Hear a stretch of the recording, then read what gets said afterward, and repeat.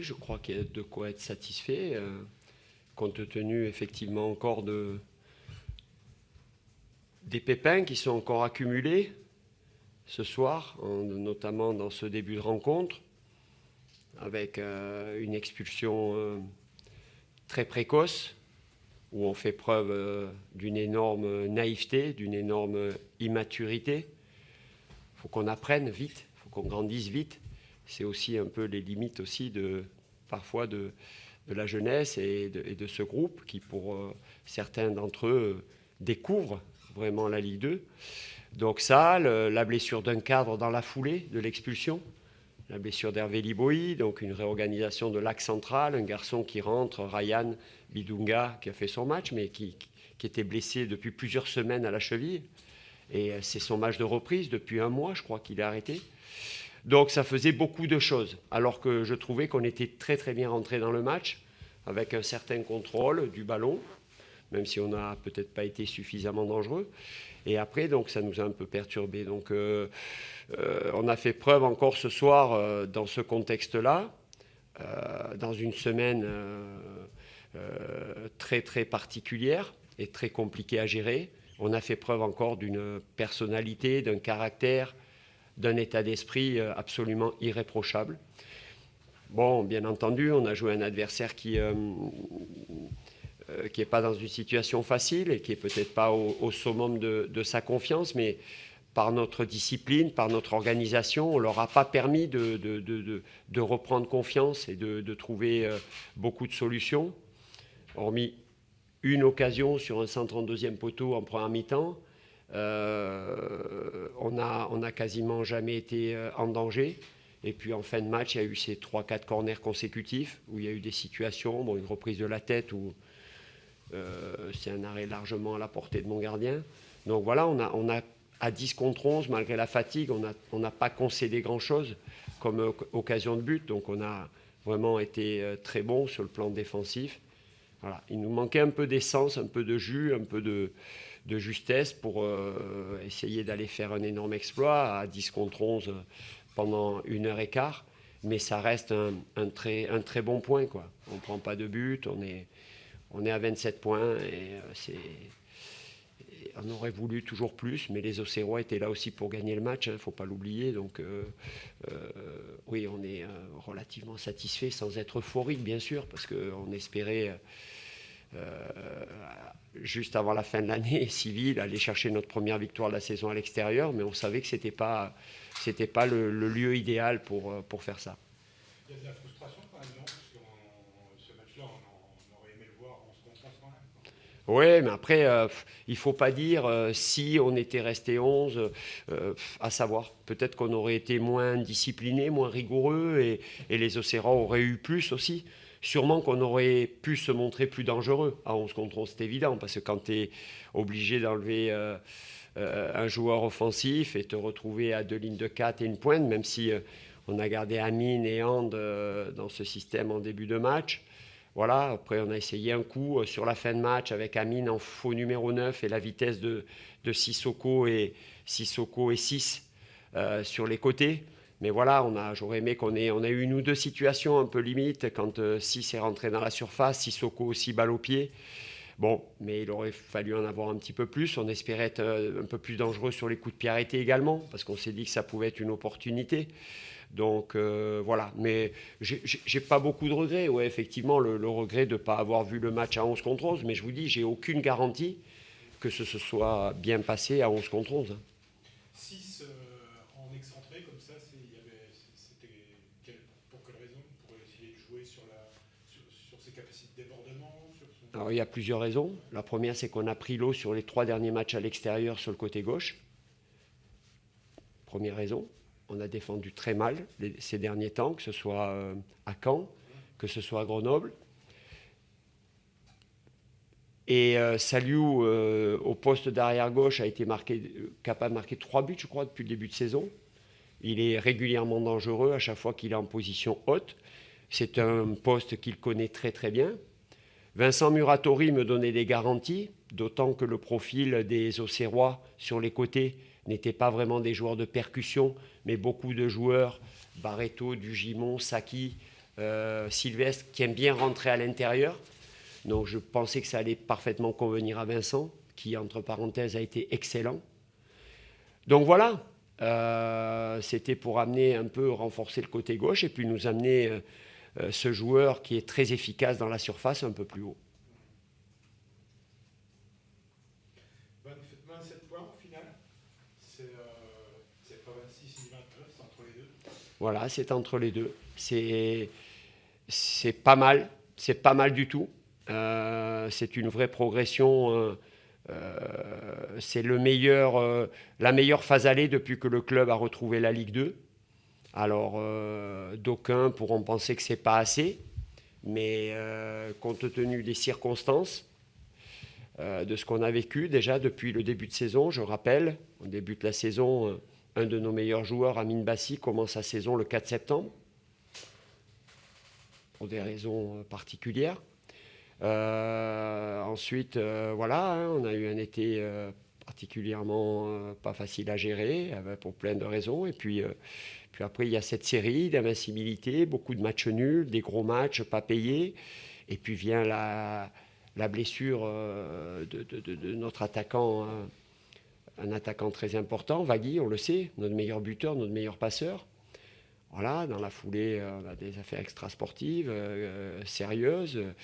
Voilà, compte tenu de tout ça, 27 points, c'est pas mal. Il y a beaucoup d'équipes, des relégués de Ligue 1, des équipes avec des moyens importants, qui aimeraient peut-être être à notre place. Alors, on a toujours envie de faire mieux. J'espère qu'on va progresser sur la phase retour, sur la base de ces 27 points.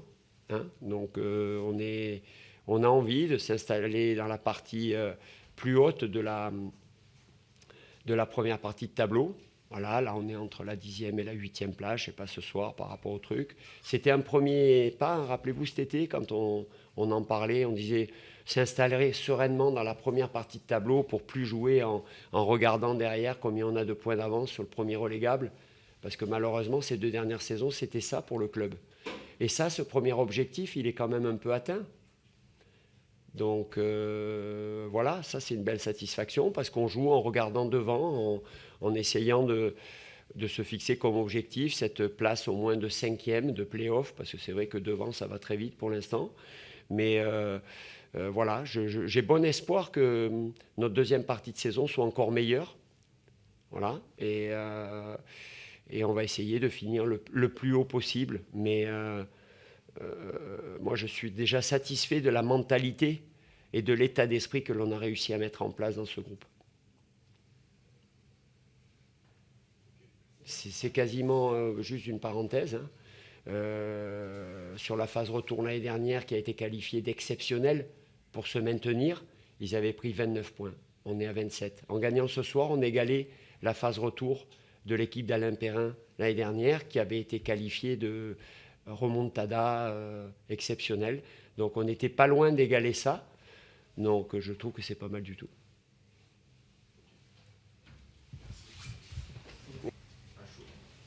Notre analyse à chaud. Oui.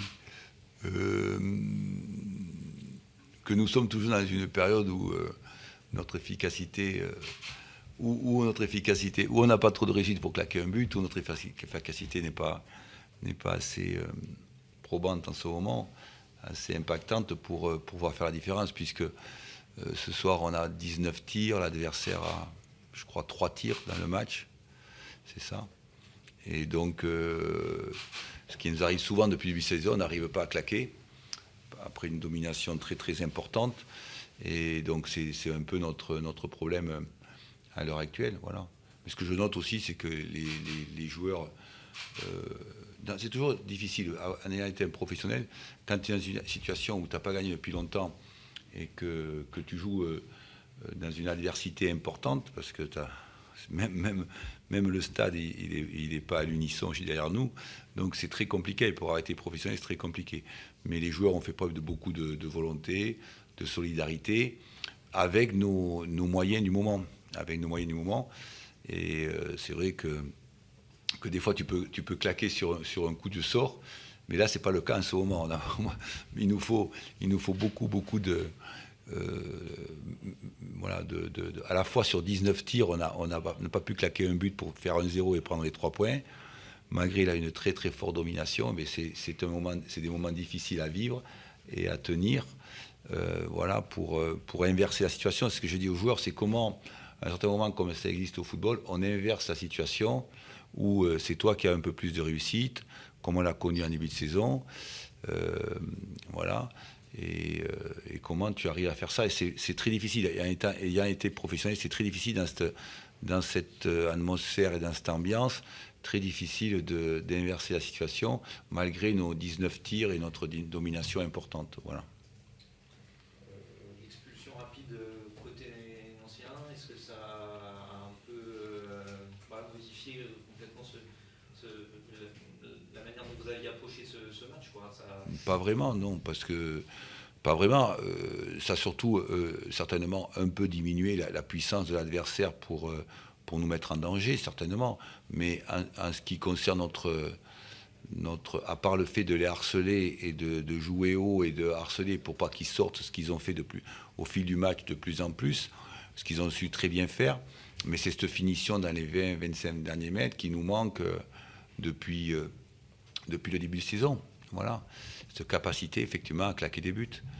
Parce que la domination est totale. Quand vous voyez, je vous dis, j'ai demandé à mon analyse vidéo, c'est 19 tirs et 3 tirs de l'adversaire. Donc, quand tu fais 19 tirs, normalement, tu dois pouvoir arriver à claquer. Alors, où est-ce que c'est parce qu'en ce moment, on manque de réussite, ou est-ce parce qu'aussi on manque un peu de talent et d'efficacité offensive, quoi, voilà.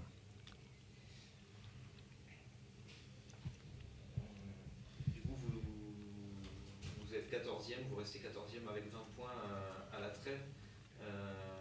Comment vous voyez cette première partie de saison, là, ces 6 premiers mois après votre arrivée? Un peu comme je l'avais imaginé quand je suis arrivé par rapport aux tenants et aux aboutissants de ce club. Je sais de quoi je parle, ça fait 25 ans que j'entraîne et j'ai fait 15 clubs. Donc on peut pas. Il y a très peu de gens ici dans cette pièce qui peuvent parler d'avoir fait 15 villes en France. Donc je sais ce que c'est. C'est parfaitement ce que j'avais imaginé au départ. D'ailleurs, j'étais très surpris que après le début de saison un peu difficile et puis après que les joueurs aient relevé la tête et fait des résultats. Ce qui est surprenant, c'est qu'ici, dès que c'est la seule ville où dès que tu gagnes un match, tu as l'impression que tu vas jouer en Ligue 1, et dès que tu perds un match, tu as l'impression que tu vas jouer en Ligue 2. C'est les ondes qu'on ressent quand tu es un étranger. Mais je ne suis pas à rien surpris par rapport... effectivement, c'est un très très beau club, très bien construit, avec un très, très grand passé, mais effectivement avec beaucoup, quand tu es un nouveau, que tu arrives avec un staff, d'ailleurs, je crois que mes prédécesseurs ont dû faire pareil, beaucoup de nœuds à dénouer pour remettre dans le bon sens tout le système, quoi, voilà. Donc je suis en rien surpris par rapport à ce qu'on a vécu quand tu arrives avec 28 joueurs, que tu annonces 4 ou 5 départs. Ça fait partie des éléments qui te mettent dans une grosse difficulté, mais je le savais. Donc... mais en revanche, le groupe joue le jeu. On a un actionnaire, un président et tout le monde qui joue le jeu, qui sont solidaires. Et la magie du football, c'est que tu peux te retrouver dans une très grosse merde rapidement et durablement. Et des fois, en un clin d'œil, c'est que tu peux te retrouver aussi très positif et oublier tout ce que tu as passé. Toujours est-il que ce qui est important, c'est ce que je vous avais dit en début de saison, je ne me trompe pas, qui que tu sois, même si tu envisage la montée, c'est comment tu prends 40 points le plus tôt possible. Voilà, c'est tout. Et c'est notre objectif. Point final. Mais ça, je vous l'avais dit tout à fait en début de saison en arrivant. Vous diriez que ce classement, il renvoie au chantier qui est en cours, un chantier qui ne concerne pas que le terrain, mais vraiment à tous les niveaux du club? Tout à fait.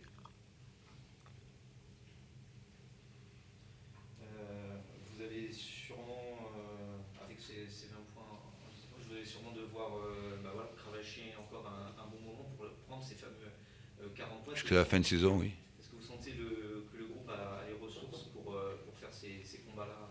Par rapport à ce que je sais pas, vous l'avez vu, vous? Moi, ce que je vois, oui. Par rapport à ce que j'étais professionnel, quand tu es footballeur professionnel, là, ce soir, pour rentrer sur le terrain, ce que je leur dis, moi, je rentre pas. Je mets des couches culottes, je vais à Carrefour, j'achète Pampers, je mets les couches culottes et je me casse à la maison. Donc je trouve que les joueurs ont de belles ressources sur le match de Valenciennes, sur ce match-là, pour effectivement donner de l'allant. Surtout que pour la plupart des joueurs, à 2 éléments près, 3 éléments près, c'est tous des joueurs qui ont déjà vécu ici des choses difficiles et compliquées depuis 1 an, 2 ans, 3 ans. Donc ça les marque aussi. Oui, je trouve que le groupe, par contre, sur la volonté, sur la dynamique du vestiaire et sur leur capacité à résister dans ce domaine-là, je trouve qu'ils jouent très très bien le jeu. C'est ce que je leur ai dit. Je trouve qu'ils sont, de ce point de vue-là, ils sont compétents. Même s'il nous manque des compétences dans plein de domaines, de ce point de vue-là, ils ont du caractère, oui. Beaucoup de caractère. Parce que moi, j'ai connu des clubs, figurez-vous, j'en ai connu un où, dans cette situation-là, il y avait 18 blessés. Rien que pour niquer le club et pour dire, voilà, moi, je ne participe pas à l'aventure. Ouais, j'ai connu. Hein. Pour dire, écoutez, allez vous faire, voilà, vous avez compris, allez vous faire foutre. Moi, je me mets dans la salle de kiné, je l'ai connu. Hein. 18 blessés. Comme ça, il dit, moi, je ne joue pas. Il était obligé de jouer qu'avec les jeunes parce qu'ils ne veulent pas rentrer sur le terrain. Et puis, ils prennent la paye quand même. Là, ce n'est pas le cas. Tout le monde est sur le pied de guerre et tout le monde joue le jeu. Vous parlez à plusieurs reprises aussi de talent, de compétences à avoir. Est-ce que vous attendez d'étoffer, d'améliorer ce groupe lors du mercato? Non. Dans la mesure où, moi, ce que j'attends, c'est de faire progresser mes garçons, de leur donner confiance, de leur donner encore plus de force. Mais si tu regardes l'histoire du mercato hivernal, c'est 1 fois sur 15 ou 1 fois sur 20 qu'il est positif. C'est juste un truc pour faire du business. Donc quand tu es entraîneur, et si tu es un supporter qui a un peu de cohérence, le mercato hivernal, tu l'enlèves. Mais c'est impossible à enlever, parce que ça fait vivre beaucoup de gens. Beaucoup d'agents, beaucoup de joueurs, beaucoup de clubs, beaucoup de présidents, ça fait vivre. Donc on laisse le mercato hivernal. Mais le mercato hivernal, si vous regardez l'histoire du mercato hivernal, il y a 1 club sur 10, et je suis très léger, qui réussit un coup et qui permet d'avoir un joueur qui te fait la différence. Sinon, ça ne fonctionne jamais. En général, moi, partout où je suis allé, quand j'étais responsable, je faisais du mercato hivernal, juste un gars pour l'introduire, 2 ou 3 gars pour les introduire pour le juin prochain seulement. 6 mois après, pour les habituer au club. Voilà. Mais ça, c'est normal que vous en parliez. Il est fait exprès pour alimenter le discours de l'environnement. C'est normal. Ça fait partie du jeu. C'est bon ?